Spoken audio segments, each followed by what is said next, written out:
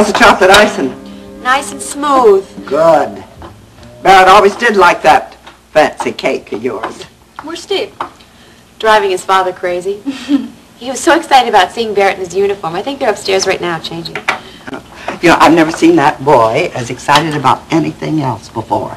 It's a wonderful opportunity for both of them. Barry's never really been able to talk to Steve, and I think Steve felt the same way. This medal has really broken ground for both of them. I'm glad. Oh, you know, it sounds kind of quiet up there. I think I'll go upstairs and see what those boys are up to.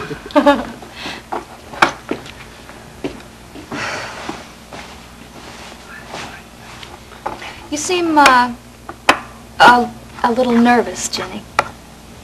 Do I? Mm-hmm. How you feeling? Fine. Good. How's the ankle? Courtney, stop acting like my physician. I'm fine. I'm totally recovered from being thrown by that mare. As a matter of fact, I'm going to take her out tomorrow for a nice long ride. Well, if you want my advice, you'll take Barrett with you. Look, maybe you could break some ground of your own. Courtney, I know what you're suggesting, but I can't do that. I can't tell him about the baby. All right, I'm not pressing. I just thought I know. Just let me do my own thinking, okay? Okay. I have to do it in my own time. Does that mean you're going to tell him the truth? I don't know. I want to, but the way things are right now, we'll just have to wait and see. No, it's up. Doing his fencing. Where's Barrett and Steve? They went upstairs to change clothes. Oh. I hope that you'll forgive Barrett, Colonel. He just feels a little uncomfortable in his uniform. That's all right. I understand. Well, there's pie and more of Ginny's nice cake if anyone would like it. No, thank you. I've got to get back into town. Well, that was a very special occasion, and I thank you very much for including me in it. Colonel, how did you happen to be selected to make this presentation? Well, actually, I wasn't the first choice. The brass wanted a big ceremony over at Fort Sam Houston, bands and the whole works. But the debriefing team was against it. I'm glad about that.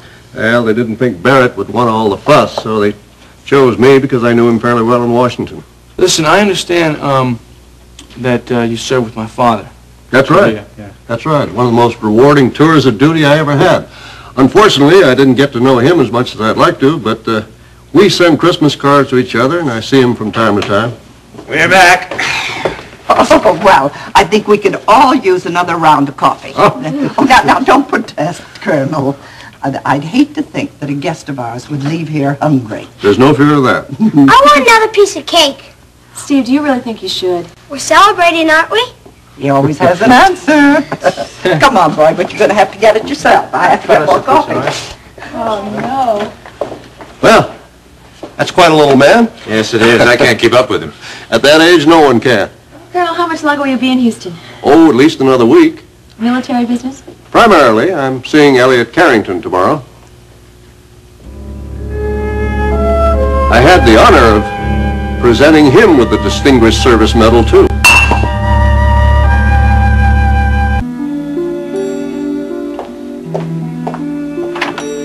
Barry?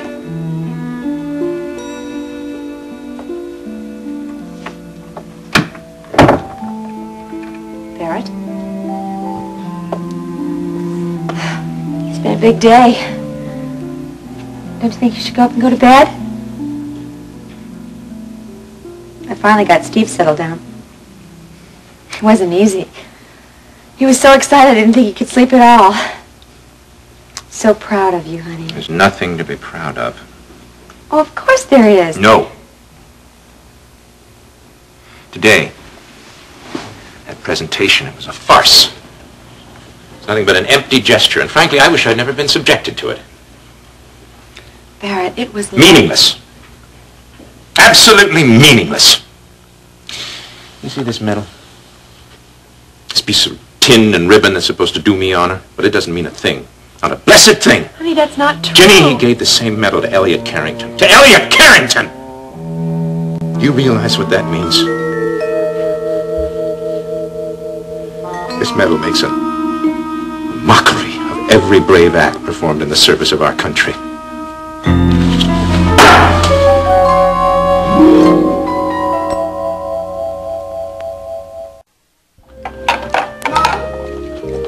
thought you'd already left for school. The school bus isn't here yet. Well, shouldn't you be down there waiting at the stop for it? This is Mr. Kramer's late day. What does that mean? Today's the day Mr. Kramer takes Mrs. Kramer to the women's club before he starts picking us up for school. Oh, see. Is Dad around? No, honey, I think he's in the stable. What is it? I have to talk to Dad about something. Well, I do. No, I have to talk to Dad. Well, can't I wait till after school? I want to ask Dad if I can take his medal to school to show the other kids. Do you think Dad will let me? Maybe you should talk to your father some other time about showing the medal. But I already told the kids at school that Colonel Austin was going to give Dad the medal on Friday. You don't have to bring it in today. Do you think Dad won't trust me with it? I'm sure your father would trust you, honey. Because I promise I won't lose it. I'm real careful with things, and I'll be extra careful with Dad's medal. It's not the problem, Steve. I just think that your father doesn't want to make a big deal of it. But it is a big deal. What's a big deal? The medal Dad got. You know, none of the other kids' fathers have one. I don't want you to miss the bus, okay? But what about the medal? I'll talk to your father about it tonight, okay? But Mom... I said we'll talk about it later. I'm sorry. I didn't mean to snap at you. Now run along before you miss the bus. Okay. I love you.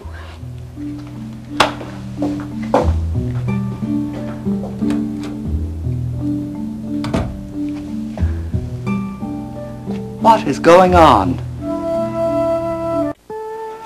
You seem to be discouraging Steve from being proud of his father. I'm trying to discourage him from discussing the medal with Barrett. But it's the biggest thing in the boy's life now. I know that. It's just that I'm afraid of Barrett's reaction to Steve's questions. I don't understand. Colonel Austin's visit deeply disturbed Barrett. I didn't notice anything. It's almost as if it brought back all those horrible experiences that he's been trying to suppress. Now, have you seen any evidence of that?